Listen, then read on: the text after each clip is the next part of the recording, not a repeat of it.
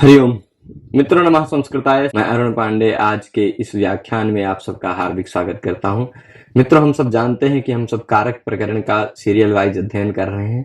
उसमें हमने तृतीया विभक्ति के सभी सूत्रों तक का अध्ययन कर लिया है। कर्ण कारक के भी जितने सूत्र थे वो भी देख लिए हैं। संप्रदान कारक के भी प्रायः सूत्रों का हमने अध्ययन कर लिया है। केवल उससे संबद्ध या चतुर्थी विभक्ति से संबद्ध मानिए केवल 2 सूत्र अवशिष्ट हैं और एक वार्तिक है, एक 2 वार्तिक हैं, जो उन सबको भी हम इस पाठ में समाप्त कर देंगे। तो यह चतुर्थी विभक्ति का अंतिम पाठ होने वाला है। इसके बाद चतुर्थी विभक्ति का हमारा अध्ययन संपन्न हो जाएगा। फिर अग्रिम पाठ से हम पंचमी विभक्ति का अपादान कारक ध्रुवम पाये पादानम से आगे शुरू करेंगे। तो आज जो सूत्र हमें देखने हैं, मण्य कर्मण्यनादरे विभाषा प्राणिषु, यह सूत्र देखना है। और उसके बाद अप्राणिषु, ये तो वार्तिक है इसी सूत्र का। और फिर गत्यर्थ कर्मणि द्वितीया चतुर्थ्यौ चेष्टायाम अनध्वनि, ये दोनों होना चाहिए। ये दोनों सूत्र देख लेंगे। तो भी चलिए पहले मन्य कर्मण्यनादरे विभाषा प्राणिषु। यहां पर आप देखेंगे तो मन्य कह रहे हैं। क्या कह रहे हैं? मन्य। वैसे मैं आपको बता दूं तो मन्य कोई धातु नहीं है।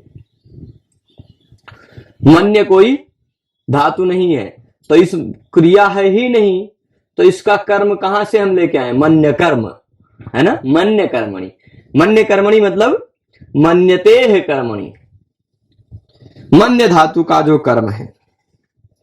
वस्तुतः यहां मन्य धातु नहीं, मन धातु है। पर मन धातु 2 हो सकती है, इसलिए मन्य कह दिया इन्होंने। देखिए, मन धातु 2 है।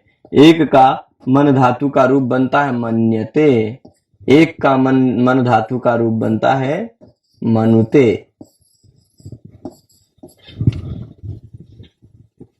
ठीक, तो मनुते और मन्यते में अंतर है। दोनों जगह धातु है मन। यह तनादिगण वाली धातु है, तनुते तन्वाते तन्वते की तरह। और यह दिवादिगण की धातु है, विद्यते विद्येते विद्यन्ते की तरह। मन्यते, यहां बीच में यह भी जुड़ जा रहा है। दिवादिभ्यः शन सूत्र से शन का यह जुड़ रहा है। ठीक है, तो दिवादिभ्यः शन से शन का यह जुड़ रहा है। इसलिए यहां स्पेशल मन्य कहने से पता चल रहा है कि मनुते वाली बात नहीं है। यहां मन्य कौन सी वाली बात है? शन प्रत्यंत, यहां शना निर्देशात। क्या कह रहे हैं वृत्ति में? आप देखिए, शना निर्देशात मतलब शन प्रत्यय के साथ साथ यहां मन्य का निर्देश किया है। केवल मन का निर्देश नहीं किया है, मन्य का शन के साथ साथ निर्देश किया है। इसलिए पता चल रहा है केवल मन्य धातु हो, यानी दिवादिगण वाली धातु होगी तो ही चलेगा। तनादि वाली, तानादिक योग है। तानादिक मतलब तनादिगण की धातु जो मन धातु है, उस धातु के योग में नहीं होगा। ठीक है, तनादिगण वाली जो मन धातु है उसके योग में नहीं होगा। केवल दिवादिगण की जो धातु है मन, उसके योग में होगा। जैसे न त्वाम तृणम मनवे अहम, मैं तुम्हें तिनके के बराबर नहीं मानता। मैं तुम्हें तिनके के बराबर नहीं मानता। न त्वाम तृणम मनवे, मैं तुम्हें तिनका भी नहीं मानता। ठीक है, तो अब यहां पहले अर्थ देखते हैं। मन्य धातु का, यानी दिवादिगण वाली जो मन धातु है, उस मन धातु के कर्म में विकल्प से चतुर्थी होती है। चतुर्थी की अनुवृत्ति ले आइए। मन्य कर्मण्यनादरे विभाषा चतुर्थी, पर इसके अप्राणिषु भी कहा गया है। अप्राणिषु मतलब प्राणी नहीं होना चाहिए। चलिए मैं आपको बता देता हूं, इसको समझा देता हूं। अप्राणिषु का तात्पर्य है प्राणी वर्ज्य, प्राणी से वर्जित होना चाहिए। मन्य कर्मणि का क्या होता? मन धातु हो, उसका कर्म हो। मन्यते का कर्म होना चाहिए।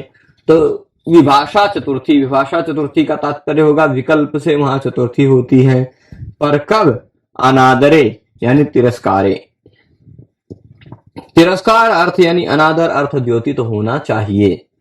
ठीक है, समझ लेते हैं। जैसे न त्वाम तृणम मन्ये तृणाय वा, मैं तुम्हें तिनके के बराबर नहीं मानता। आप किसी को अपमान में ऐसा कह सकते हैं ना, किसी कोई भी व्यक्ति है उसके अपमान में ऐसे कहते, अरे मैं तुझे तिनके के बराबर, क्या है, अपने आप को क्या समझता है, बोलते हैं ना। तिनके के बराबर नहीं समझता तुझे, तो ये क्या इसको सम्मान कर रहे हैं आप उसका? नहीं, अनादर कर रहे हैं, तिरस्कार कर रहे हैं। तो मैं तुम्हें तिनके के बराबर नहीं मानता, यहां तुम्हें तिनका नहीं मानता, तिनको नहीं मानता। तो अब यहां पर क्या है, नहीं मानता, यहां मन्य धातु है, मन्ये, मन्ये न त्वाम तृणम मन्ये, मैं तुम्हें तिनका भी नहीं मानता। तब देखिए मन्ये यह है मन्य धातु का प्रयोग, मतलब द्विआदि गण वाली मन धातु का प्रयोग। यहां पर आप देखिएगा तो मन धातु का कर्म क्या नहीं मानते, क्या नहीं मानते? मानने के द्वारा ईप्सित तम है तिनका, है ना, इसलिए तृणका, तृण जो है वह कर्म है, मन्य कर्म है। कैसा कर्म है? मन्य कर्म है। यदि वही अनादरवाची अब प्राणी हो, अब बताइए तिनका कोई प्राणी है क्या?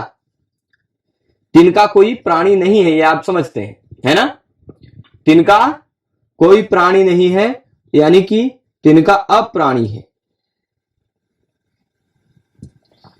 ठीक है। तो अब तिनका अप्राणी है यानी प्राणी नहीं है, तो आप बाकी बात अपने आप समझ रहे होंगे कि मन्य धातु का कर्म भी है तिनका, और अप्राणी भी है तिनका, तमन्य कर्मणि अप्राणीषु। तो यहां जो कर्म है इसमें विकल्प से चतुर्थी विभक्ति लगा सकते हैं, कर्म में विकल्प से चतुर्थी विभक्ति भी लगा सकते हैं। जब चतुर्थी नहीं लगाएंगे आप, द्वितीया ही लगाएंगे, तो जब चतुर्थी नहीं लगाएंगे, केवल द्वितीया ही लगाएंगे, तो फिर आपका काम चल सकता है। क्यों? चतुर्थी नहीं लगेगा, कर्मणि द्वितीया से द्वितीया लग जाएगी, और जब विकल्प से चतुर्थी भी लग जाएगी, मन्य कर्मण्य नादरे विभाषा प्राणिषु, प्राणी वर्जित होना चाहिए, मन्य धातु का कर्म होना चाहिए, तो उसमें चतुर्थी विभक्ति हो जाती है, विकल्प से अनादर अर्थ हो तो। इतनी सारी बातें हैं। अब बताइए तिनका कोई प्राणी है क्या? प्राणी वर्जित है, मन्यते कर्मणि यानी मन्य धातु का कर्म है भी, है ना, तो उसमें चतुर्थी विभक्ति विकल्प से हो जाती है, यदि हम अनादर अर्थ कहना चाह रहे हैं तो, ठीक है। तो यह अर्थ में भी आप देख पा रहे हो अनादर है ही, मैं तुझे तिनके के बराबर नहीं मानता हूं, क्या किसी का सम्मान करते हुए आप बोल सकते हैं? नहीं बोल सकते हैं, तो ये किसी का सम्मान नहीं, यहां अनादर है, इसलिए यहां पर हो जाएगी चतुर्थी अनादर अर्थ वाली, ठीक है। चतुर्थी भी होगी तो तृणाय मन्ये, और चतुर्थी नहीं होगी तो द्वितीया विभक्ति भी कर लेंगे, क्योंकि कर्म है, कर्मणि द्वितीया से द्वितीया भी हो जाएगी, तो तृणम मन्ये, मैं तुम्हें तिन भी नहीं, तिन के बराबर भी नहीं मानता, ठीक है। तो अब यहां पर देख लीजिए अनादर है, तो कर्म में जब कर्मणि द्वितीया से द्वितीया करेंगे तो द्वितीया भी हो जाएगी, पर विकल्प से विभाषा मन्य धातु का कर्म है, इसलिए उसमें चतुर्थी भी हो जाएगी, ठीक है। जैसे यहां अब आगे क्या कह रहे हैं, शना निर्देशात, शन से सीधे सीधे निर्देश किया गया, शन से, किससे निर्देश किया है? मन्य धातु कहा गया, मन्य, मन नहीं कहा, मन्य कहा, यानी शन के साथ साथ निर्देश किया गया, इसलिए पता चलता है कि तनादि गण वाली जो मन धातु है उसके योग में नहीं होगा। जैसे नत्वाम तृणम मन्वे अहम, मैं तुम्हें तिन भी नहीं मानता, तिनका, तिन मतलब तिनका भी नहीं मानता, मैं तुझे तिनका भी नहीं मानता। यहां भी वही बात है, यहां भी अनादर है, पर मन्य धातु नहीं है, मतलब दिवादी गण वाली मन्यते मन्यते मन्यन्ते यह जो होता है यह तनादि गण वाली धातु है, इसका कर्म है, इसमें चतुर्थी नहीं हो पाई, क्योंकि वहां सूत्र में मन्य कहा गया, मन नहीं, मन्य वाला नहीं है, या मन्य नहीं है, मन्वे है, ठीक है। चलेगा, आगे चलते हैं। अब इसी में एक वार्तिक कार्य कह रहे हैं कि भाई सूत्र में जो अप्राणिषु है, अप्राणिषु, मन्य कर्मण्य नादरे विभाषा प्राणिषु, इस सूत्र में आपको जो अप्राणिषु दिखाई पड़ रहा है उसको हटा दो, उसको हटा दो। अप्राणिष्वित्यपनीय, अप्राणिषु जो शब्द है उसको अपनीय, उसका अपनयन करके, उसको हटा करके नौ काक अन्न शुक श्रृगाल वर्ज्यसु इति वाच्यम। क्या क्या कह रहे हैं? नौ वर्ज्य, काक वर्ज्य और अन्न वर्ज्य, शुक वर्ज्य, श्रृगाल वर्ज्य, इतने वर्ज्य होना चाहिए, प्राणी नहीं। भाई अब आप ध्यान दीजिएगा, सूत्र ने जो कहा कि मन्य धातु का कर्म होना चाहिए, अनादर होना चाहिए, तो उसमें विकल्प से अप्राणी भी होना चाहिए। अप्राणी भी होना चाहिए तो विकल्प से चतुर्थी हो जाती है। तो अप्राणी में मतलब किसका निषेध किया? वो प्राणी नहीं होना चाहिए। वह क्या नहीं होना चाहिए? साफ साफ समझने का प्रयत्न कीजिएगा। इन्होंने सूत्र में साफ साफ निर्देश किया कि वह प्राणी नहीं होना चाहिए, यानी वह अप्राणी होना चाहिए। ठीक है ना? अप्राणी जो कहा उसको हटा दो, यानी प्राणियों का निषेध न करो, अपितु किसका निषेध करो? नौ का निषेध कर दो, काक का निषेध कर दो, अन्न का निषेध कर दो, शुक का निषेध कर दो, शृगाल का निषेध कर दो। ठीक है? नौका का अन्न शुक शकुनी शृगाल वर्जिश। कहीं कहीं शकुनी शब्द भी पाठ मिल जाता है, पर यहां शकुनी नहीं कहा चलेगा, इतने ही शब्द ध्यान रख लीजिए। ठीक है? यहां कुछ लोग नौका पढ़ ले होंगे, नौका का, ऐसा नहीं, नौ, काक, अन्न, शुक और शृगाल, ये इतने शब्दों को वर्जित कर देना है, प्राणियों को वर्जित नहीं करना है। कुछ कभी कभी क्या होता है कि प्राणियों में भी हो जाता है चतुर्थी, और कभी कभी ऐसा होता है कि अप्राणियों में भी नहीं हो पाता है। तो पाणिनि जी ने जो अप्राणिशु कह दिया वो थोड़ा गड़बड़ कह दिया है, उसको हटा दो। अप्राणिशु की जगह क्या कह दे? नौकाकान शकु शुक शकुनि शृगाल वर्ज्येषु, शकुनि हटा दीजिए, नौकाकान शुक शृगाल वर्ज्येषु, इतना कह दे। अप्राणिशु हटा करके क्या कह दे? नौकाकान शुक शृगाल वर्ज्येषु। तो तात्पर्य क्या होगा? प्राणियों का वर्जन किया था, यहां कह देंगे केवल नौ का वर्जन होगा, काक का वर्जन होगा, और अन्न का, शुक का और शृगाल का। इन पांचों के सिवाय और कोई भी दूसरा मन्य का कर्म हो उसमें चतुर्थी विभक्ति हो सकती है, ऐसा तात्पर्य होगा। ठीक है? तब देखिए, न त्वाम नावम मन्ये, या मन्य धातु है ना? या मन्य धातु है, ध्यान से समझेंगे तो पूरी बात समझ में आएगी।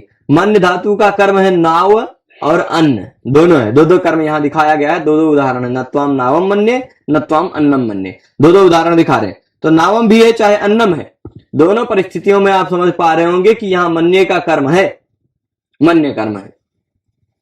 और मैं तुझे नौकों बराबर नहीं मानता, मैं तुझे अन्नों बराबर नहीं मानता, एक प्रकार का अनादर भी है। अनादर है तो मन्य कर्म भी है, अनादर भी है। और यह देखिए, नौका कोई प्राणी नहीं है, अन्न भी कोई प्राणी नहीं है, अप्राणी भी है। तो मन्य कर्मणि अनादरे विभाषा प्राणिषु, इस नियम के आधार पर नौ और अन्न यह अप्राणी है, इसलिए इसमें चतुर्थी विभक्ति लग जाना चाहिए था। नत्वाम नवे, नत्वाम नावे और नत्वाम नत्वाम नावे, नवे या होता, नावे होता है, नवे होगा, नत्वाम नवे मन्ये, नत्वाम अन्नाय मन्ये, ऐसा भी प्रयोग हो जाना चाहिए था, पर कहेंगे नहीं होगा, क्योंकि नौ का वर्जन करना है, काक का वर्जन कराव, केवल प्राणियों का वर्जन नहीं करना है। अब प्राणिशु कहा था, वह अप्राणिशु नहीं रहेगा। वस्तुतः क्या है? अप्राणी नहीं, अपितु नौ, काक, अन्न, शुक, शृगाल, इतने से वर्जित होना चाहिए केवल। तो भाई नौ से वर्जित नहीं है, नौ ही है, तो चतुर्थी नहीं हो पाएगी। वार्तिक कार्य के नियम के आधार पर यहां देखिए, भले ही यह अप्राणी है, नौ भी भले ही यह अप्राणी है, अन्न भी, फिर भी यहां नहीं हो पाएगी, क्योंकि सूत्र में अप्राणिशु है ही नहीं। सूत्र में नौकाकान शुक शृगाल वर्जेशु है, नौकाकान शुक शृगाल वर्जेशु, ऐसा सूत्र में हट लगा देने पे तो फिर यहां पर चतुर्थी विभक्ति नहीं हो पाएगी। और फिर अब देख लीजिए, शुक शृगाल वर्जेशु, केवल शुक और शृगाल को वर्जित करना है प्राणियों में। पाणिनि जी ने क्या कर दिया था जल्दबाजी में? अप्राणिशु कर दिया था, मतलब कोई भी प्राणी नहीं होना चाहिए। पर ये कात्यायन जी का क्या कह रहे हैं, कात्यायन जी, कि शुक शृगाल वर्जेशु, केवल शुक और शियार वर्जित होना चाहिए, है ना? काक भी, नौ, काक, काक भी, काक, शुक, शृगाल, यही तीनों प्राणी वर्जित होने चाहिए केवल, बस। तो इसलिए नत्वाम शुने मन्ये, भाई कुत्ता नहीं मानता तुम्हें, कुत्ता नहीं मानता। यहाँ कुत्ता क्या है? प्राणी है। अगर पाणिनि जी के सूत्र के अनुसार मन्य कर्मण्यनादरे विभाषा प्राणिषु, यदि केवल अब प्राणियों में ही आप चतुर्थी करने जाते तो नत्वाम शुने मन्य, शुन तो प्राणी है, कुत्ता तो प्राणी है, यहाँ चतुर्थी नहीं हो पाती है ना। नत्वाम शुने मन्ये इत्यत्र प्राणित्वेपि भवत्येव, क्योंकि शुना कुत्ता, कुत्ता शा जो है वह चतुर्थी विभक्ति में शुने बनेगा उसका, वह जो कुत्ता है वो तो प्राणी है भाई, तिनके की तरह अप्राणी तो है नहीं। तो सूत्र में जो अप्राणिषु कहा, उस अप्राणिषु शब्द को हटा करके नौका कान शुक श्रृगाल वर्जेशु यदि हम कह देते हैं, क्या कह देते हैं, नौ काक अन्न शुक श्रृगाल, इतने से वर्जित कोई भी हो, चाहे वह प्राणी हो चाहे वह अप्राणी हो, सभी जगह चतुर्थी हो जाएगी। तो अब प्राणियों में भी हमें एग्जाम्पल मिल जाएगा, नत्वाम शुने मन्ये, अब प्राणियों में भी नत्वाम नाम मन्ये, नत्वाम अन्नम मन्ये, नत्वाम तृणाय मन्ये, चाहे जैसा बना, नत्वाम नावे मन्ये, नत्वाम अन्नाय मन्ये, नत्वाम नवे अन्नाय और फिर तृणाय, ये तीनों प्रयोग कर सकते हैं। ठीक है, तो इसलिए यह कहीं कहीं प्राणियों में भी हो जाता है, कहीं कहीं बिना प्राणियों के भी होता है। इसलिए इस वार्तिककार ने कहा कि नौ काक अन्न शुक श्रृगाल वर्जित होना चाहिए, ऐसा कहें। ठीक है, आगे अब देखिए अगला एक अंतिम सूत्र आज के इस पाठ का देखेंगे। गत्यर्थ कर्मणि द्वितीया चतुर्थ्यौ चेष्टायाम अनध्वनि। इसमें थोड़ा सा कई चीजें, कई पक्ष हैं जो समझने लायक है। पहली बात क्या है, गत्यर्थ कर्मणि, गत्यर्थ कर्मणि, गत्यर्थक धातु का कर्म होना चाहिए। कैसा, गत्यर्थक धातु का कर्म होना चाहिए, गत्यर्थ कर्म होना चाहिए। उस गत्यर्थ कर्म में द्वितीया चतुर्थ्यौ, द्वितीया और चतुर्थी विभक्तियां होती हैं। गत्यर्थ के कर्म में द्वितीया और चतुर्थी विभक्तियां होती हैं, पर कब, देखिए सीधे सिंपल है, दिख रहा है ना, गत्यर्थक धातु हो उसका कोई कर्म हो, गत्यर्थक धातु के कर्म में द्वितीया और चतुर्थी दोनों होती, पर क्या होना चाहिए, अनध्वनि चेष्टायाम, अनध्वनि चेष्टायाम यानी अध्व भिन्न कोई चेष्टा हो, मार्ग भिन्न कोई चेष्टा हो। तो कैसी चेष्टा, मार्ग भिन्न अध्व भिन्न कोई चेष्टा होने पर ही अनध्वनि चेष्टायाम। ठीक है, तो गत्यर्थ कर्मणि द्वितीया चतुर्थ्यो चेष्टायाम अनध्वनि का तात्पर्य फिर से मैं एक बार बता दूं तो गत्यर्थक धातु का कर्म हो, उस गत्यर्थक धातु के कर्म के साथ साथ मार्ग से भिन्न कोई चेष्टा हो रही हो। चेष्टा क्या है ये भी बताऊंगा, मार्ग से भिन्न क्या होता है ये भी बताऊंगा। अध्व मतलब मार्ग, अनध्वनि मतलब मार्ग भिन्ने, मार्ग भिन्न कोई चेष्टा हो, ऐसा हो रहा हो तो भी, और गत्यर्थक का कर्म हो तो भी। ठीक, तो दोनों विशेषताएं होनी चाहिए, गत्यर्थक का कर्म हो और मार्ग से भिन्न कोई चेष्टा हो, तो उस कर्म में द्वितीया और चतुर्थी दोनों विभक्तियां हम लगा सकते हैं। ये देखिए, अध्व भिन्ने, अनध्वनि का तात्पर्य क्या होगा, अध्व भिन्ने यानी मार्ग भिन्ने। गत्यर्थानाम कर्मणि, गत्यर्थक धातुओं के कर्म में एतेस्तः, एतेस्तः का मतलब क्या होता है भाई, अब आप कहेंगे एषा एतौ एते, बहुवचन वाला एते है, ऐसा नहीं है। बहुवचन वाला एते होता तो स्तः कहां से रहता, संति हो जाता है ना, एते कहां से रहता, संति हो जाता, स्तः कहां से रहता, संति हो जाता। तो क्या है, एते का तात्पर्य है एते विभक्ति, द्विवचन है, एषा एते एताः वाली ये जो है एते विभक्ति स्तः, स्तः यानी द्विवचन वाला एते का प्रयोग है ना। द्वितीया चतुर्थौ विभक्ति स्तः, द्वितीया भी स्त्रीलिंग विभक्ति है, चतुर्थी भी स्त्रीलिंग है, सभी विभक्तियां तो स्त्रीलिंग में ही होती हैं, प्रथमा द्वितीया तृतीया चतुर्थी। प्रथमा थोड़े ना कह रहे हैं, प्रथमा विभक्तः, ऐसा थोड़े है, प्रथमा विभक्ति। ठीक है, तो द्वितीया और चतुर्थौ एते दोनों, ये दोनों विभक्तियां स्तः होती हैं कब, चेष्टायाम। चेष्टायाम मतलब होती है, चेष्टा का तात्पर्य क्रिया मत लीजिएगा, चेष्टा का मतलब होता है शारीरिक व्यापार, शारीरिक व्यापार, शारीरिक चलन, हिलना डुलना, शारीरिक परिस्पंदन जो होता है वह चेष्टा कहलाता है। यदि मानसिक यहीं बैठे हुए हैं, मनई से चले जा रहे हैं मुंबई दिल्ली कहीं भी, तो मानसिक जो हो रहा है वह चेष्टा नहीं कहलाएगा, है ना, क्योंकि उसमें शारीरिक स्पंदन इत्यादि नहीं है। तो चेष्टा होनी चाहिए, मतलब शारीरिक कुछ गतिवत्ता इत्यादि होनी चाहिए, और गत्यर्थक धातु का कर्म होना चाहिए। तो उसमें द्वितीया चतुर्थी दोनों विभक्तियां हो जाएंगी, ग्रामाय गच्छति अथवा ग्रामम गच्छति। देखिए गच्छति यह गत्यर्थक धातु है, ग्राम उसका कर्म है। भाई कर्ता राम मान लीजिए, राम जी को ही भेज रहे हैं, 14 साल का वनवास पूरा हो गया, तो राम ग्रामम गच्छति, अपने गांव जा रहे हैं, अयोध्या जा रहे हैं, तो राम ग्रामम गच्छति ऐसा भी प्रयोग कर सकते हैं। राम गांव जा रहे हैं, इस परिस्थिति में राम कर रहे हैं गमन क्रिया, गमन क्रिया के कर्ता हो गए राम, कित प्रत्यय के द्वारा कर्ता ही उक्त, इसलिए राम में हमने लगा दी प्रथमा विभक्ति। कर्ता अब उक्त है इसलिए प्रातिपदिकार्थ है, प्रातिपदिकार्थ होने के कारण नियतोपस्थितिक है, इसलिए प्रातिपदिकार्थ, प्रातिपदिकार्थ होने के कारण चतुर्थी प्रथमा विभक्ति लग जाएगी। प्रातिपदिकार्थ लिंग परिमाण वचन मात्रे प्रथम। अब गच्छति के योग में हमने प्रथमा विभक्ति तो कर ली, पर उस कर्ता का, राम का गमन क्रिया के द्वारा ईप्सिततम है ग्राम, कर्तुरीप्सिततमम कर्म, सूत्र से ग्राम की होगी कर्म संज्ञा, क्योंकि वह कर्ता का ईप्सिततम है, कर्ता का ईप्सिततम है कर्म, इसलिए वह क्या होगी, कर्म संज्ञा होगी। कर्ता का ईप्सिततम है ग्राम, इसलिए उसकी कर्म संज्ञा होगी। कर्म संज्ञा होगी तो भाई गत्यर्थक धातु का कर्म है कि नहीं ग्राम। सूत्र क्या कहता है, गत्यर्थक धातु का कर्म हो, उसमें द्वितीया तो हो ही रही थी, कर्मणि द्वितीया से भी कर सकते थे, इससे भी कर सकते हैं, है ना। गत्यर्थक धातु के गत्यर्थक धातु के साथ गत्यर्थक धातु का कर्म हो,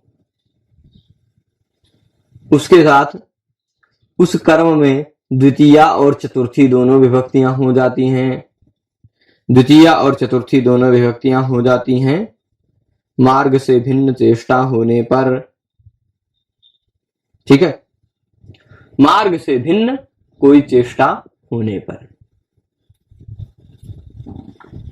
अब देखिए मनसा हरिम व्रजति, एक उदाहरण, ग्रामम गच्छति ग्रामाय गच्छति, भोजनम गच्छति भोजनाय,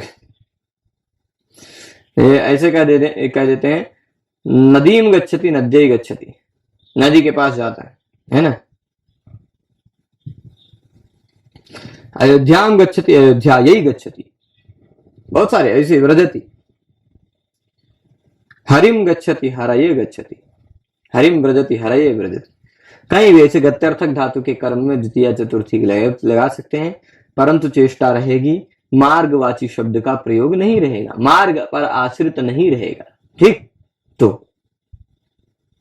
पूछा चेष्टायाम किम, तो उदाहरण दे रहे मनसा हरिम व्रजति, मन से हरि के पास जा रहा है, यानी शारीरिक कोई चेष्टा नहीं है, शारीरिक कोई क्रिया नहीं है, चेष्टा नहीं है, इसलिए हरिम व्रजति केवल रहेगा, चतुर्थी नहीं हो पाई, कर्मणि द्वितीया से केवल द्वितीया हो पाई, है ना। व्रजति के योग में केवल द्वितीया ही हो पाई, परंतु यदि चेष्टा होती मंदिरे, है ना, या मंदिरस्थम हरिम व्रजति, ऐसा कुछ होता, मन से नहीं, मनसा शब्द का प्रयोग नहीं होता, तो हरिम व्रजति हरये व्रजति दोनों प्रयोग कर सकते थे, तो अर्थ निकलती कोई चेष्टा है ऐसा अर्थ निकलता, पर मनसा कह दिया तो चेष्टा खत्म, चेष्टा खत्म, तो गत्यर्थ कर्मणि द्वितीया चतुर्थी चेष्टायाम अनध्वनि कैसे सूत्र लगेगा, वो तो चेष्टा में लगता है, अब चेष्टा भी नहीं है तो ये सूत्र लगेगा ही नहीं, तो द्वितीया चतुर्थी होगी नहीं, यानी केवल द्वितीया कर्मणि द्वितीया से हो जाएगी, द्वितीया होगी तो क्या बनेगा, मनसा हरिम व्रजति, ठीक है। आगे प्रश्न पूछ रहे हैं अनध्वनीति किम, अनध्वनीति किम, भाई सूत्रवा में आप अनध्वनि कह रहे हो, क्या कह रहे हो, अनध्वनि, यानी अध्व नहीं होना चाहिए, यानी मार्ग नहीं होना चाहिए, क्या नहीं होना चाहिए, मार्ग नहीं होना चाहिए, अध्व नहीं होना चाहिए। तो अब यहां क्या है, पंथानम गच्छति कह दिया, पंथा क्या है, मार्ग है, जो गत्यर्थक धातु का कर्म वह मार्ग नहीं होना चाहिए, गत्यर्थक धातु का कर्म है वह कोई मार्ग नहीं होना चाहिए। तो गत्यर्थक धातु गच्छति है, उसका कर्म यहाँ मार्ग है, तो इसलिए कर्मणि द्वितीया से केवल द्वितीया ही हो पाएगी। यदि मार्ग नहीं होता, अनध्व होता, अध्व यानी मार्ग, अध्व ना होकर अनध्व होता, तो फिर द्वितीया के साथ साथ चतुर्थी भी लग जाती। ठीक, अब इसके बाद यहां पर जो अनध्वनि कहा है ना, मतलब मार्ग नहीं होना चाहिए, वो मार्ग नहीं होना चाहिए। तो किस प्रकार के मार्ग का निषेध किया गया है, वो यहां कह रहे हैं, गंत्राधिष्ठिते ध्वन्येवायम निषेधा। गंत्राधिष्ठिते ध्वनि, गंत्राधिष्ठिते का तात्पर्य होता है गंत्रा मतलब होता है गंता, गमन करने वाला, जाने वाला। गंता वही तो होता है ना, गंत्र शब्द बन जाता है, गम धातु से त्रिश प्रत्यय लगाकर गंत्री बन जाता है। उस गंत्रा अधिष्ठिते, गंत्रा मतलब गमनकर्ता के द्वारा अधिष्ठित जो मार्ग है उसी मार्ग पर ही निषेध होगा। अनध्वनि का तात्पर्य सह पंथानम गच्छति का तात्पर्य क्या होगा, वह उसी मार्ग पर जा रहा है, यानी उस मार्ग से होकर जा रहा है, वो उस मार्ग पर है, ऐसा अर्थ निकलेगा। परंतु यदि कहीं ऐसा अर्थ निकल रहा है, परंतु यदि कहीं ऐसा अर्थ निकल रहा है कि गंता के द्वारा अधिष्ठित वह मार्ग नहीं है, गंता के द्वारा अधिष्ठित वह मार्ग नहीं है, तो क्या होगा, तो निषेध नहीं होगा। तो वह मार्ग क्योंकि अनध्व है, वह भी अध्व नहीं है, वह मार्ग नहीं है, वह गंता के द्वारा अधिष्ठित मार्ग नहीं है। मार्ग तो है पर गंता के द्वारा मतलब जाने वाले व्यक्ति के द्वारा अधिष्ठित नहीं है। जाने वाला व्यक्ति अभी उस मार्ग पर पहुंचा नहीं है। जब जाने वाला व्यक्ति उस मार्ग पर रहेगा तो ही निषेध होगा। जाने वाला व्यक्ति उस मार्ग पर नहीं, रास्ता भटक के किसी दूसरे रास्ते पर चला गया, उस दूसरे रास्ते से उस रास्ते को खोजते हुए जा रहा है, तो अभी उस रास्ते में है ये नहीं, तो उस रास्ते में चतुर्थी विभक्ति लगा सकते हैं। जैसे उदाहरण दे रहे हैं, जैसे यदा तु उत्पथात, यदा तु मतलब जब, तो उत्पथात मतलब भूले हुए रास्ते से, पंथा एवाक्रमितुमिष्यते मतलब वह मार्ग छोड़ करके सही मार्ग पकड़ना चाहते हैं। जैसे कोई व्यक्ति अयोध्या से निकला कि उज्जैनी जाना, अब आज तो हाईवे है, तमाम लिखे रहते हैं, पहले छोटे छोटे रास्ते होते थे, बगीचों के बीच से, वन के बीच से पतले पतले रास्ते होते थे। अब वो वन के बीच से चलने वाला रास्ता अचानक मुड़ गया, दूसरे तरफ चला गया, तब पता चला अरे बाप रे ये तो रास्ता भूल गए। और तब तो मैपो वो नहीं होता था कि मैपो बता देगा कि उस दिशा में है, उस दिशा में चलो। तब बहुत दुर्गम मार्गों पर लोग चलते थे। संयोग से कोई व्यक्ति उज्जैनी की तरफ यात्रा करने को निकला और उज्जैनी की तरफ चलते चलते चलते चलते रास्ता भटक गया, दूसरे रास्ते पर चला गया, उत्पथ हो गया। ठीक, उत्पथ हो गया यानी गलत रास्ते पर चल पड़ा, और गलत रास्ते पर चलते चलते जैसे थोड़ा और आगे गया और आगे गया और आगे गया, तो उसको पता चला भाई ये तो गड़बड़ रास्ता है, ये तो गलत रास्ता है ना। जैसे ही उसको पता चला यदा तु उत्पथात, तो फिर गलत रास्ते से अपने सही रास्ते पर पकड़ने की इच्छा कर रहा है ना। गलत रास्ते पर है तो और सही उत्पथ से पथ पर आना चाह रहा है, गलत रास्ते से सही रास्ते पर आना चाह रहा है, तो अभी सही रास्ते पर अधिष्ठित नहीं है, तो सही रास्ते अनध्वनि के द्वारा उसका निषेध नहीं होगा। ऐसा क्या कहा है, गंत्राधिष्ठिते अध्वनि एवं एव अयम निषेधा, गंता के द्वारा अधिष्ठित मार्ग में ही यह निषेध है, अनध्वनि वाला निषेध। तो गंता के द्वारा, अब ऐसी परिस्थिति में गंता किसी दूसरे देश के दूसरे शहर के रास्ते पे चढ़ गया था, उज्जैनी वाले रास्ते पर नहीं था, इसलिए उज्जैनी वाला रास्ता तो उसके लिए अभी अधिष्ठित नहीं है वह उस रास्ते पर, इसलिए तदा चतुर्थी भवत्येव, तब चतुर्थी हो जाती। जैसे उत्पथेन, उत्पथेन मतलब भूले हुए रास्ते से, पथे गच्छति सही रास्ते पे जाता है। अब सही रास्ते पर अभी अधिष्ठित नहीं है तो हो जाएगा, अगर सही रास्ते पहुंच गया, अधिष्ठित हो गया, तो चतुर्थी नहीं प्रयोग करेंगे, तो केवल द्वितीया ही प्रयोग करेंगे। और जब सही रास्ते से गलत रास्ते से सही रास्ते पर जा रहा है, पर अभी वर्तमान में गलत ही रास्ते पे है, सही रास्ते पर अधिष्ठित नहीं हो पाया है, तो द्वितीया चतुर्थी दोनों हो जाएगी। उत्पथेन पथम गच्छति या उत्पथेन पंथानम गच्छति अथवा उत्पथेन पथे गच्छति, दोनों प्रयोग कर सकते हैं। ठीक है, तो इस तरह से द्वितीय और चतुर्थी विभक्ति हो जाएगी। इस तरह द्वितीय और चतुर्थी होगी और इसी के साथ साथ चतुर्थी विभक्ति भी समाप्त होगी। तो हमने जो दो सूत्र देखे, एक आपने देखा होगा मन्य कर्मण्यनादरे विभाषा प्राणिषु, मन्य धातु का कर्म हो, अनादर अर्थ हो, द्योतित हो रहा हो, विकल्प से अप्राणी होना चाहिए, तो उसमें चतुर्थी विभक्ति हो जाती है विकल्प से। जब चतुर्थी नहीं होगी तो द्वितीया भी होगी, त्वाम तृणम मन्ये त्वाम तृणाय मन्ये, पर वहां अप्राणिषु की जगह पर अप्राणिषु हटा करके नौ काक अन्न शुक श्रृगाल शब्द रख देते पाणिनि जी तो काम चल जाता। यानी इन नौ काक अन्न शुक श्रृगाल वर्ज्य होना चाहिए, तभी चतुर्थी विभक्ति होगी, नहीं तो नहीं होगी। तो नवम अन्नम मन्ये यहां नहीं हुई चतुर्थी विभक्ति, काकम मन्ये नहीं हुई, शुनम मन्ये नहीं हुई, सॉरी शुकम मन्ये नहीं हुई, श्रृगालम मन्ये नहीं हुई, अनादर चाहे जैसा।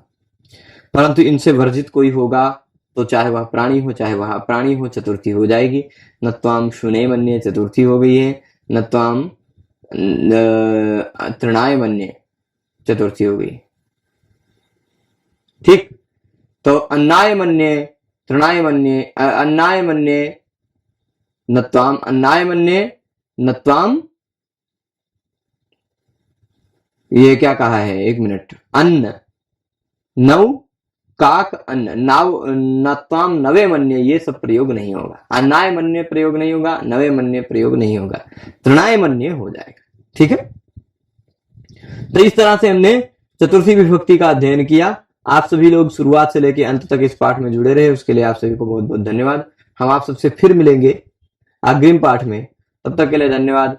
नमः संस्कृताय।